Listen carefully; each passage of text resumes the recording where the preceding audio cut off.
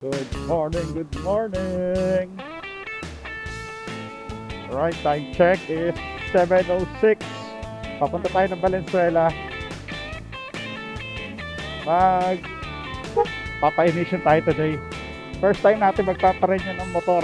Kaya samahan niyo ako. Nangangapa pa ako eh. Di ko pa alam yung mga procedure. At sa tayo ng laban. Thank you, City of Malabon.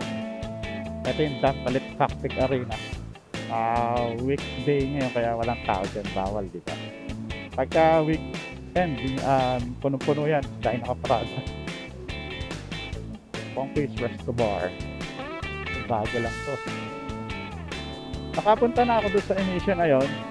Nung nakaraan nga lang kasi is wala pa raw sa record yung motor ko sa system ng LTO. Kasi bago-bago pa lang nun eh. Ang nangyari lang kasi is alanganin yung petsa ng pagkabili ko nito at saka yung last digit number ng plaka. So medyo magkalapit. Pero nakakuha naman ako ng extension.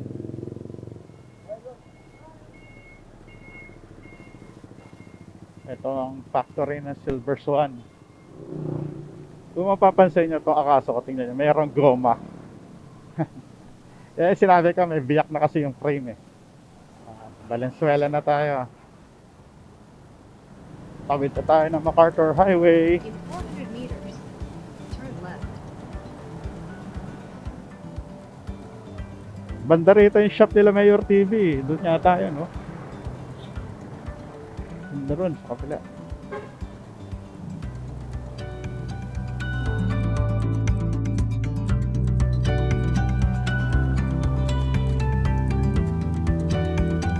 Dito na tayo. Your destination is on the right. Dito na tayo.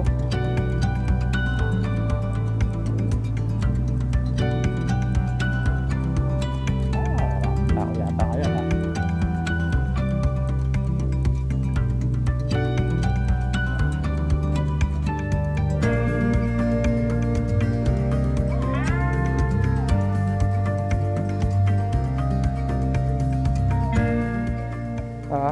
Day lang po. Sagat lang ako ng ano. Kunin ko lang po yung papel.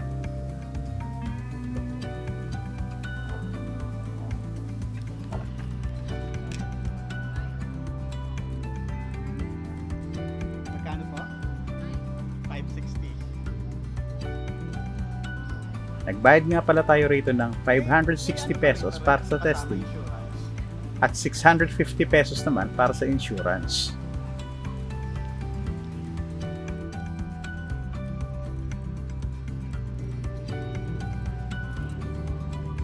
Yes po.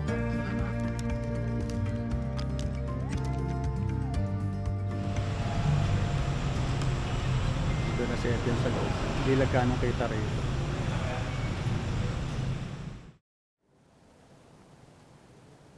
Alright, tapos na tayo. Kumuha lang. Ma'am, thank you po.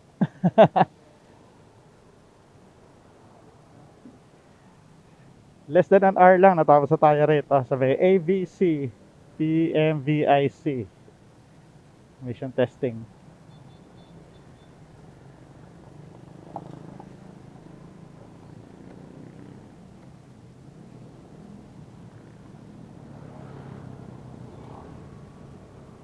Head southwest.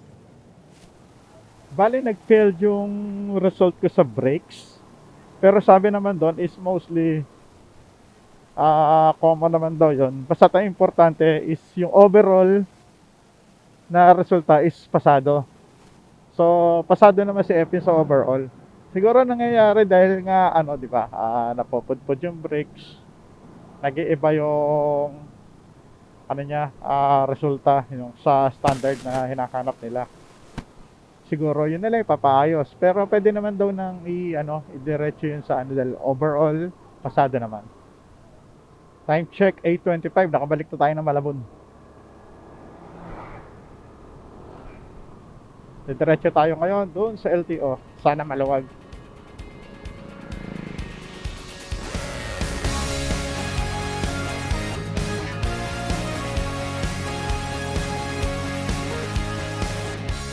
here. Sana may paradahan tayo.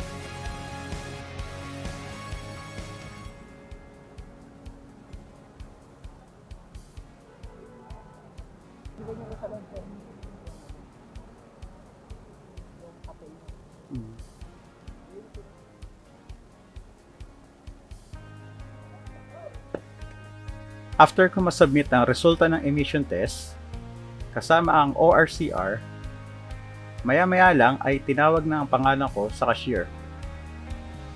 Nagbayad tayo rito ng 431 pesos para sa registration. Kaya ang total ng nagastos natin ay 1,641 pesos.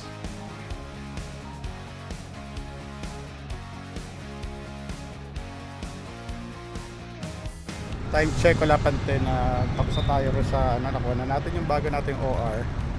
Ito pala yung yung parking dito sa may gilid sa City Hall. Ngayon lang ako nakapanik dito. Okay, that's it.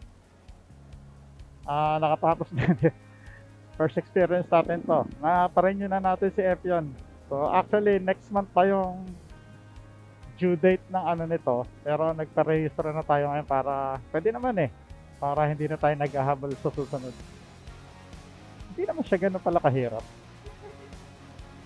Meron lang kasi talaga mga emission center na talagang aabutin ka ng siyam-siyam. Kaya shoutout do sa ABC, PMBIC dyan sa Valenzuela City. Ang bilis sa servisyo nila. Ang question ko lang kasi doon is yung result, sabi lang sa akin sa LTO, bakit hinahanapan nila ako ng original. Dahil parang photocopy lang yata yung binigay sa akin ng emission center. Sabi ko, yan lang yung binigay sa akin. Although tinanggap naman nila ng LTO.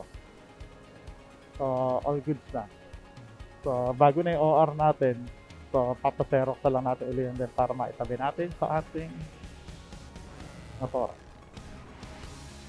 Okay, that's it. Sa lahat ng mga nakaabot dito, salamat sa panonood.